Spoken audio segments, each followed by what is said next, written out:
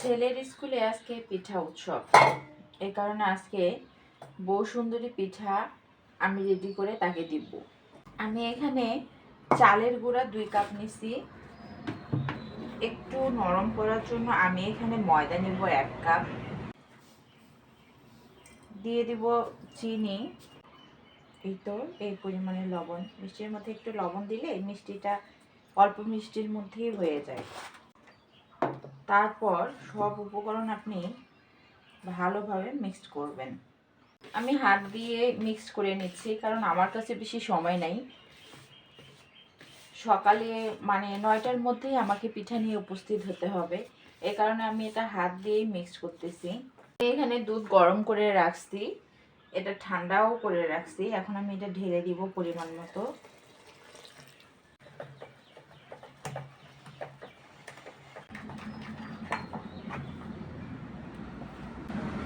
যাই হোক, এই যে বেটারটা ঠিক এভাবে, একবারে পাতলাও না একবারে ঘনও না, ঠিক সেইভাবে আর কি বেটারটা তৈরি করে নিতে হবে। আমি এখানে 2 রকমের ফুড কালার ইউজ করব, যার কারণে আমি দুটো বাটিতে অল্প করে আলাদা করে রেখে দিব।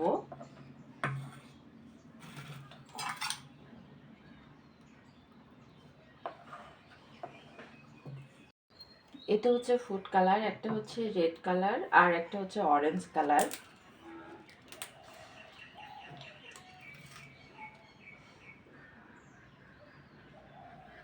আমি প্রথমে রেড কালারটাই দিয়ে দিলাম। এবার আমি অরেঞ্জ কালারটা রেডি করব।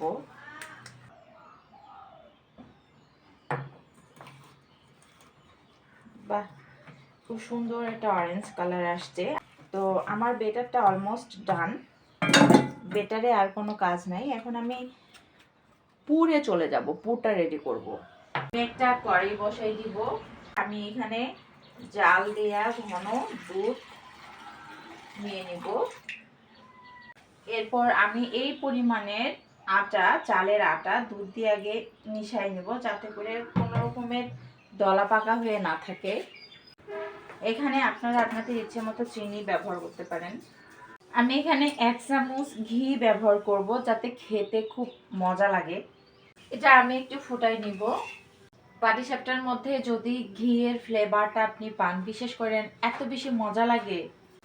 দুধটা আমার জাল হয়ে গেছে। এরপর এই যে আমি আটা দিয়ে যে আগে থেকে এটা মিক্সড করে রাখছিলাম দুধ দিয়ে, সেটা আমি এখন ঢেলে দিব। তবে ঢেলে দেওয়ার পরে অনবরত নাড়তে হবে, যাতে কোনো রকমের দলা পেকে না যায়। ঠিক এভাবে দেখেন। এখন এটা যতক্ষণ পর্যন্ত ঘন হবে না, ততক্ষণ পর্যন্ত আমাকে জাল দিতেই হবে।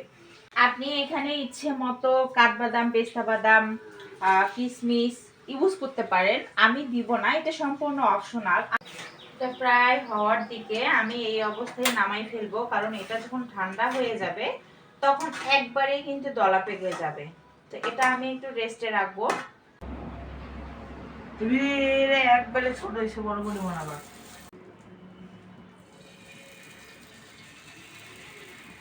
এবারটা ভালো হয়েছে। এটা যে মানে ছেঁড়া কোথায় ওটাই তো বোঝা যাচ্ছে না।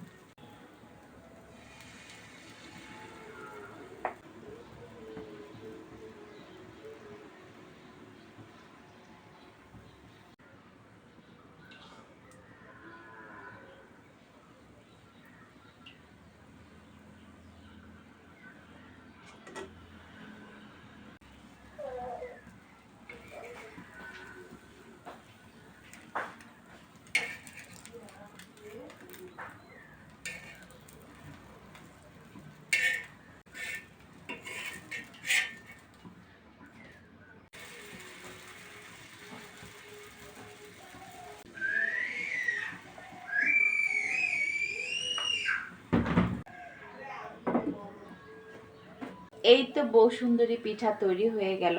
এটা আমি অরেঞ্জ দিয়ে করছি, এখনো রেড দিয়ে করিনি। তো সবার আগে আমি টেস্ট করে দেখবো এটা খেতে কেমন হয়েছে। বিসমিল্লাহ।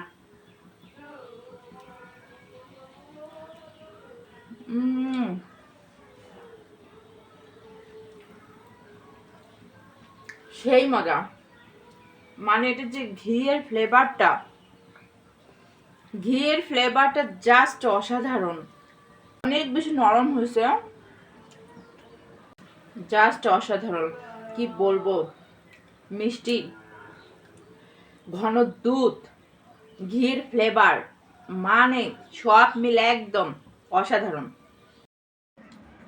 এই তো তৈরি হয়ে গেল আমার বসুন্ধরী পিঠা। দেখেন কালারটা একদম জোস। আমি মাঝে মাঝে বল বল প্রিন্ট করছি।